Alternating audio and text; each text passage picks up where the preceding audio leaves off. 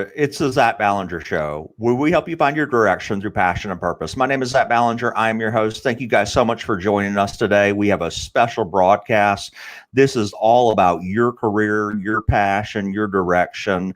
This is one of the half hours that I'm doing this year with a career coach. We try to do these every 2 weeks where we're answering your questions.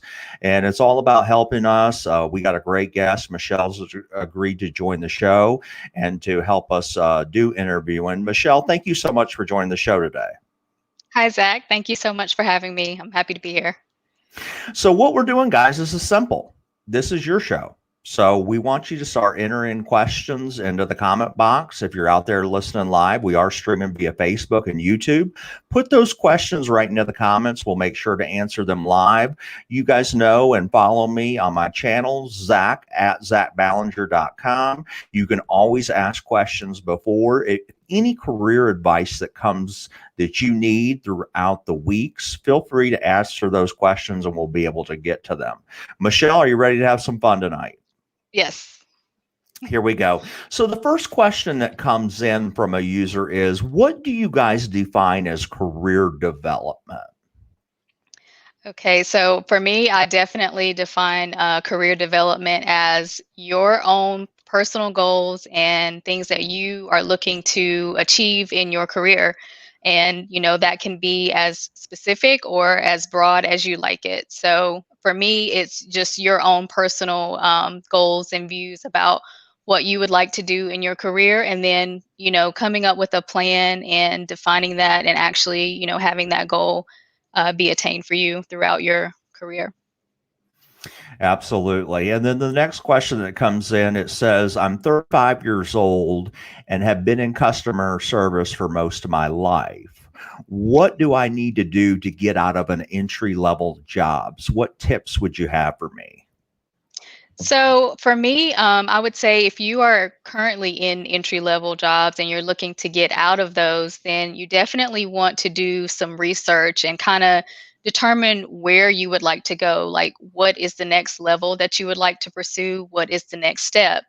And then once you've done that, begin to work on maybe defining a cover letter specific to the job that you're interested in applying to, and also looking to update your resume. So if you've got some of the experience for the next level job that you're looking to attain, definitely go ahead and make sure that you're entering that information on your resume, getting it updated, getting it out there on, social sites like LinkedIn or various job boards like Career Builder and things like that. So then you can kind of start getting more insight into what the requirements are of the particular job that you're looking for or that next level role to help you move out of that entry level position. Great advice. And just to add to it, I think too is one of the things that you can do if you're in entry level and schedule a meeting with your manager and come out and talk to him about this, whether him and her, just sit down and say, look, I'm at a certain point. I've been doing this for 10, 15 years. I'm still entry level. I would like to advance my career. What are my strengths? What are my abilities? What's some opportunities with a company? I think, Michelle, sometimes people leave companies a little bit too premature. I know the average person in North America changes jobs about every 3 years, especially the millennial generation. But, what could we do at that current company or that current Right. job that's in our passion and our wheelhouse? Sit down with your manager, form a game plan. And then, like you Absolutely. said, have a goal in mind. Mhm. It's simply just saying, well, I don't want to be an entry level anymore. Well, what are you running to? You got to run Right. to something.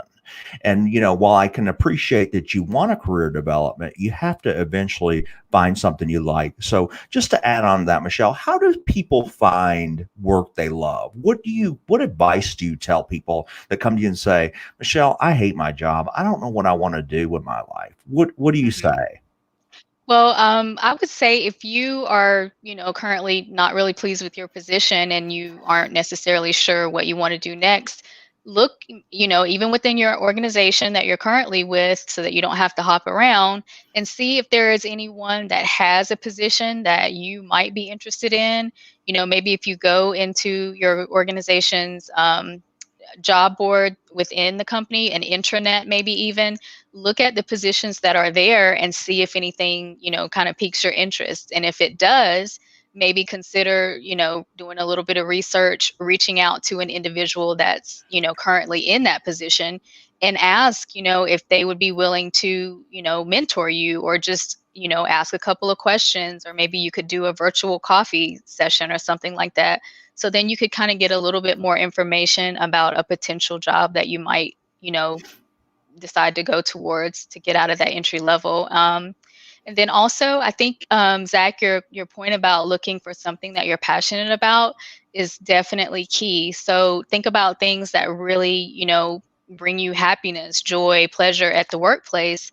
And then, of course, do the research and move into seeing if you can get an opportunity that speaks more to like what you're passionate about. Yeah, and I often tell people, our strengths are sometimes hard to find. Look at ourselves in the Mhm. mirror, and we're probably the hardest on ourselves every day. And a lot of times we don't see our strengths. So I encourage career journals where you actually interview professionals in your own network, where you seek out, what am I good at? What skills do you Mhm. see? What kind of things do you recommend? Where do my talents align to? And then also doing some personal inventory for yourself, taking these personality profile tests. They're all littered over the internet with Yeah. millions and millions of career aptitude tests to kind of see where your strengths. Do you recommend any of these type tests for any of your clients? Absolutely. If you are able to go online and just maybe do a quick Google search and look for some of them, they will help you to kind of define and understand what things you're maybe better at than others. And then again, that will also help you to kind of, find that next step in your career path. So yeah, absolutely. If you can go on there and, do one of those or two personality tests, that is a great way to kind of help determine what some of your strengths and then maybe some areas that might need improvement as well. And Michelle, I think it's too, one of the things is you can't just sit around and think about it every day. You have to Mhm. actually act on it. And so in my Yes. book, I talked about you have to get up and act. You can't just think every day, well, I want to find a career I love. I want to find a career. And then bam, it'll be like lightning. It'll hit you. Yeah, sometimes that happens, but most of the time you have to work for something. And I don't think we Mhm. spend enough time on it in North America. And Yeah. so I really challenge people to take these tangible steps that me and you talk about, going back and applying it to your real life and actually doing some of these things. Like, for Yeah. example, job shadowing. I think Mhm. we've gotten so out of the habit of we grow up, we think, okay, I want to be a teacher. And then you don't talk to a teacher, you don't have a mentor that's a teacher, you don't know Right. what they go through on a daily basis. Then you spend a week, and I've heard it from people after people that they spend a week with them, they're like, well, Zach, I don't really want to be a high school teacher anymore after dealing with Mhm. that. Right. So, just these tangible steps that people really need to take. The next question that comes in, it says, what is one piece of advice you would give to students going into college? Let's see. So, one piece of advice that I would give to students going into college is, definitely keep an open mind.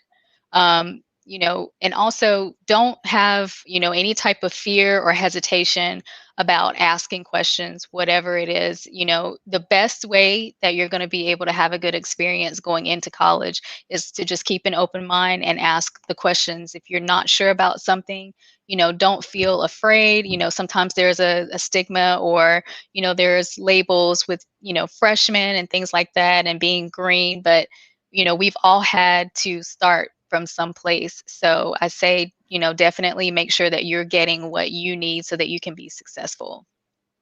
Gotcha. Thank you so much. The next question is a little bit more specific. It says, I have a current opportunity to pay for school, but don't know exactly what I want to do. Is an MBA a good option?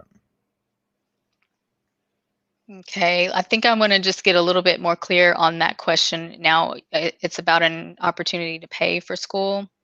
I think what they're saying is they have that they actually have the money for school, and so they have or either their work is paying for their schooling, so they can get an opportunity to go to college to get a master's degree, and they're asking if an MBA would be a good option.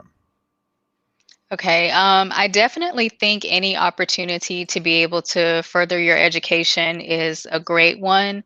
I think another thing that you might want to consider is, is an MBA something that you actually want to pursue? Just because, the option is available to you doesn't mean necessarily that, the MBA is the best way to go for you. And, think about in the long term, what is your goal actually?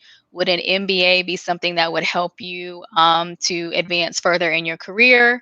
Is it something that you actually want to pursue? So that would be my initial advice to anyone who was actually thinking about pursuing an MBA, because there are, obviously many other types of graduate degrees out there that you may also consider. So just kind of think about, the benefits of obtaining an MBA at this point in your career. Is it something that you actually want to pursue? Absolutely. I agree with that 100%.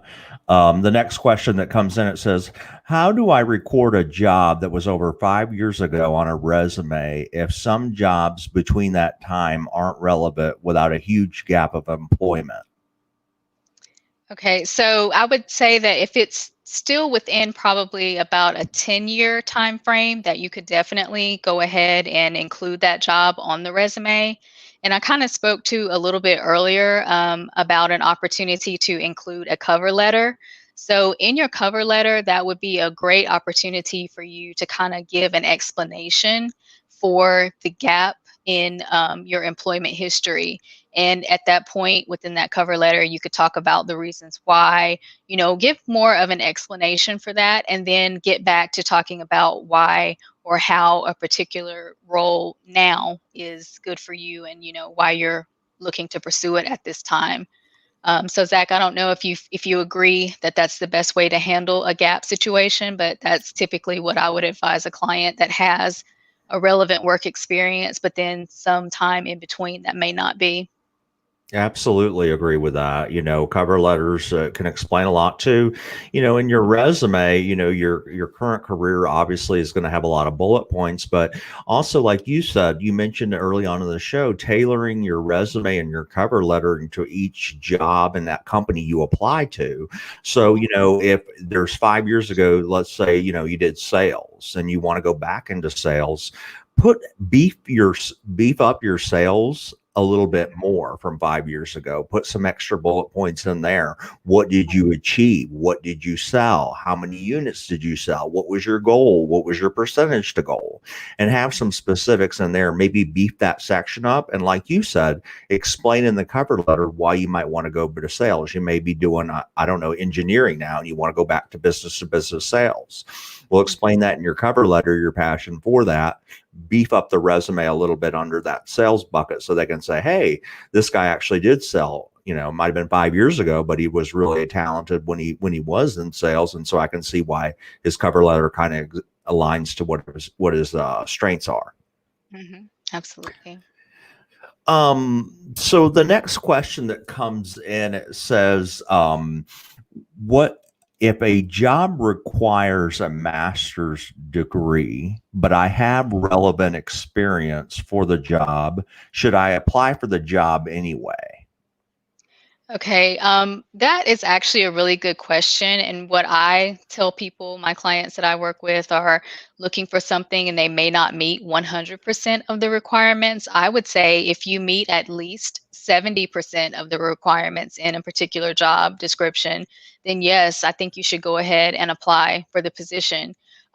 If you're able to actually make it to the interview step, then you can definitely speak to, your relevant experience, and sometimes the experience that you've had does, help to, I guess, show and prove that you've had this experience, which is equivalent to maybe having obtained the master's degree. So, in my experience, I would say yes, you probably should go ahead and apply for the position and let them, explain to you and tell you that yes, the master's degree is absolutely a requirement. I wouldn't sell myself short and not apply just because of that, one thing. Great advice. Oftentimes companies have a wish list of things Mhm. that they would like you to have. And so Right. there might be a laundry list, 100 items might be on that job description that they wish they could have. And so they Mhm. might say, an MBA, we prefer an MBA. But I know a lot of the times if people don't apply for jobs like that. And like you said, if you line up for most of it and you're missing one thing, go ahead and apply anyway. And I would Yeah. say your main thing is to get a key contact in that company.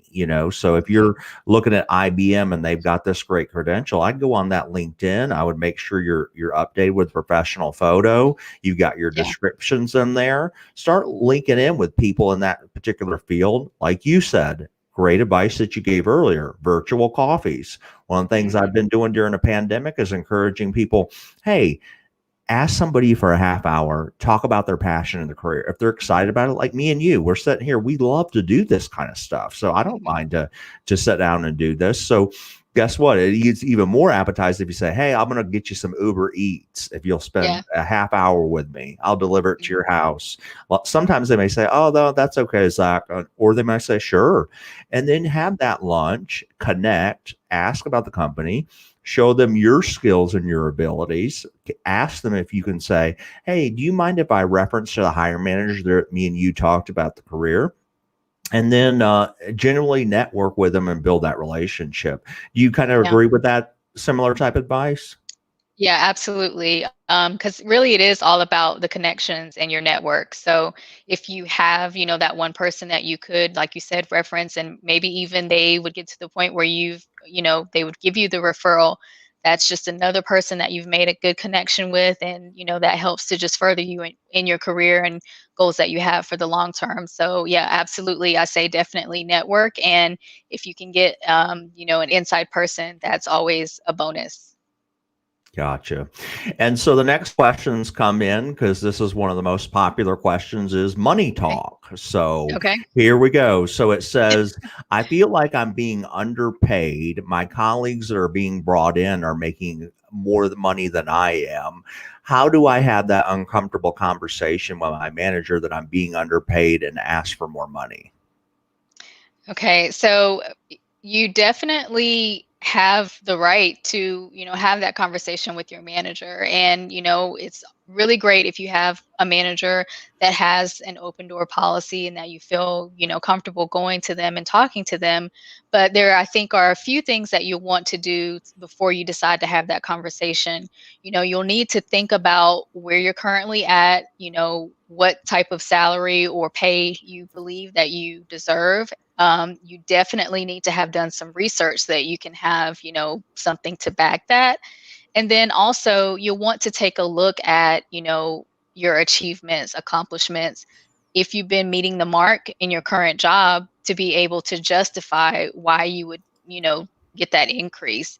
And, having that open conversation with your manager is just something that you have to do. Like, you shouldn't feel afraid or, uncomfortable about having that conversation because, you're there to do work, you're doing a job, and if you aren't being paid, for the work that you're doing, that's, it's just not a good feeling. Nobody wants to be in that position. And, definitely you don't hesitate to have that conversation. But I will say, I do believe it's important to ensure that you've done your research before you just hop on a call with your manager, blindly and, ask the question about money. So that I would be my advice. I 100% agree with every word you just said because, Yeah. you know, um, first of all, and it sounds like this question, the person's pretty upset, which, Mhm. I think what happens is we sit around and we don't have these conversations, Michelle, and then we let our emotions build up a little bit too much. So I Yeah. would definitely encourage the person to take their emotion away from this. It Mhm. sounds, like they're a little upset that other people are being hired in a little bit more money. Take your emotions away, sit down and have a Right. calm conversation. Because if you go in there yelling and screaming, and that's not going to end well. Yeah. And then No. second of all, like you said, research. You know, Is it true? What is your current position? Research where you live, your geography, because somebody in California doing the same career in Atlanta, Georgia could be paid much differently.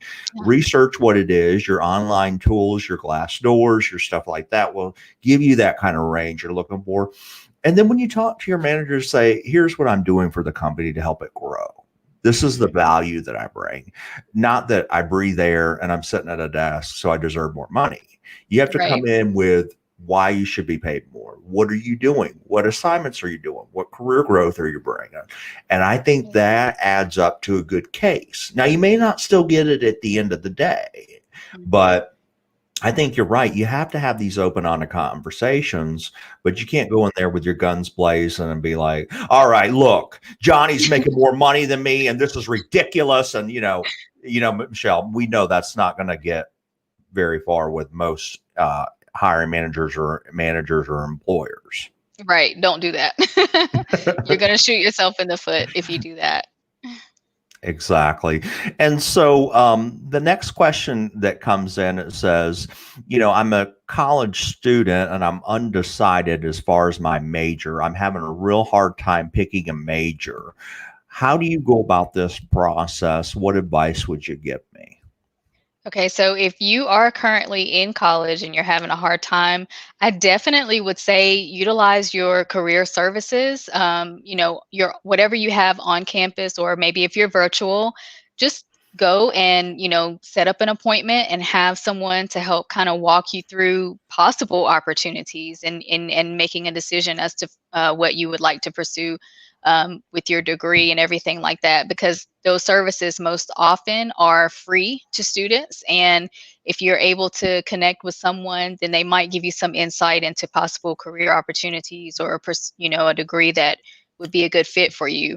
They'll also be able to kind of look at classes that you've already taken, what you're currently doing, and they can ask you these kind of questions similar to what we talked about earlier. Someone who is on the outside looking in can tell you what some of your strengths may be, and that might help you and guide you in the direction of what you need to decide as your career or your major in school. So I definitely would say utilize whatever resources are there and available to you at school. And then also go on the internet, just Google majors or, career paths or whatever it is that you're interested in doing. And then kind of, again, just do research, take some notes, maybe keep a journal even about what you discover. And then you can go back to that and then think about it, and say, okay, yeah, that's actually something that I would like to pursue. And I agree with you 100% again. I think most career coaches, we kind of talk about this, but, a Mhm. career coach on a college campus, what me and you do is sitting right there at Mhm. that career service center. And you're paying Absolutely. tuition, and you should be taking advantage of that. I don't care if you're a Yeah. freshman, plug into them early, because guess what? Where do employers go when they want to hire college students? They go right to Right. that building. And so if you're Yep. networking with people, you're showing them your ability, your gumption, your work ethic, your skills, you're developing relationships with that career staff. Those career counselors can help guide you. One other piece of advice I give students too is when you get your major narrowed down, talk to your professors, network with your Mhm. professors, stay after class, utilize that 5 to 10 minutes and ask them questions about their journey. Guess who professors know that have went on to do other careers? Alumni. Absolutely. And Yeah. so that can be your great advice to link in there. When I was in Mhm. college, that's something that I always did. I always talked a lot, as you can tell probably by this Mhm. interview. And so I always would go up to my professors, a lot of them, and just engage in conversation about the class. And I made a lot of good networking, to be honest with you, for my professors. And that's how I Yeah. ultimately got my first job, just by asking him about the field. I never even knew about the field that it kind of existed where I talked to Mhm. him. So really start networking with those people, those grad students and everything like that. So Yeah. thank you so much for that. And then the other next question that comes in, LinkedIn. Okay. How important do you think a LinkedIn page is? I don't use it enough. I don't really see the point, I guess, a user writes in. So, can you can you kind of, you probably agree with me. I feel like LinkedIn is like the holy grail right now. So can you talk to us about the importance of having a LinkedIn page, staying active and engaged on it? Yeah, I definitely think that having a LinkedIn page is it's so key to your career and professional development because like we mentioned earlier, there's this saying about your network being your net worth. And I definitely agree with that because as you connect with different people on LinkedIn, they're going to help you get, to that next job opportunity. They may be able to give you a referral, you know, it's just a gold mine of information, resources, and opportunities, really. So I would say definitely, become a little bit more active with LinkedIn. I definitely think it's important to engage on LinkedIn as well. You don't necessarily have to go every single day and, make posts on LinkedIn, but I will say that if you are doing that, then you're going to be more. I'm not sure if it's how you show up in LinkedIn. I know, of course, there is an algorithm, with LinkedIn. And if you're more active on the site, then of course, that's going to help you. I'd also say, engaging on others' posts on LinkedIn is definitely a great way to kind of get yourself out there as well.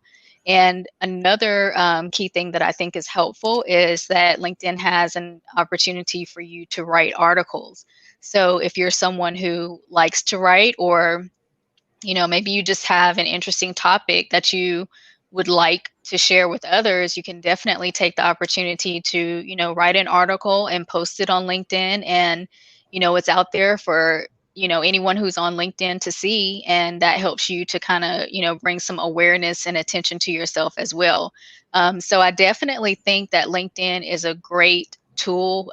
Just increase your visibility on LinkedIn. You may not necessarily think that it's really helpful right now, but don't think it's so big and scary or oh it's just professionals and you can't kind of be yourself there.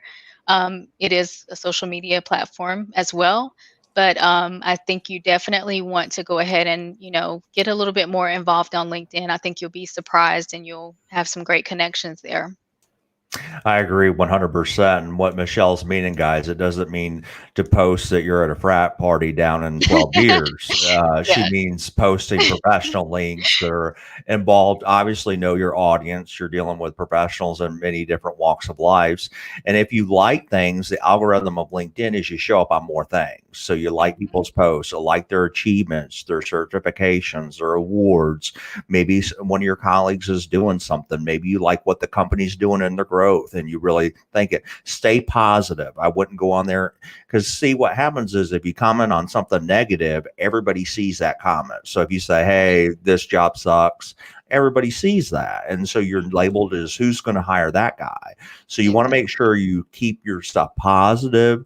You like and engage positive content. You comment on things. It may be as simple as, like you said, Michelle, maybe you're not ready to get into the professional world, but maybe you can just say a simple congratulations. Mhm. Congratulations on your achievement. This is a great job, great teamwork, guys, and stuff Yeah. like that. Will eventually, like you said, your network, your net. Say that again. What was that saying? I love that. Your network is your net worth. Very good, Cyan. And so Yeah. we appreciate you coming on the Zach Mallinger show tonight. I think this was very helpful. We had a lot of good questions. I Yes. enjoyed it. We appreciate your time. Now, if somebody wants to work with you, as say they're out there and they're like, I want to do this career coaching thing, I think I need to hire somebody full time. Where can they go to find you? Do you have a website or social media that they can find you on? Yeah, actually, if you would like to connect with me on LinkedIn, you can definitely find me on LinkedIn. It's going to be Michelle Anthony, career coach, and I can definitely leave Zach the link there. But that would probably be the best place to connect with me for career coaching. And guys, we'll link into this into the comments section, so you'll have this. And so, if you want to get a hold of Michelle, or if you want to, a lot of you say, "Well, who do I connect with on there?" Well, you got two people right here that are willing to Mhm. connect with you right now. Michelle, thank you so much for your time. We know you're very busy. Thank you for coming on the show. Thank you so much, Zach. I appreciate it, and I had a great conversation. So thanks again. Yep. Have a great night. You too.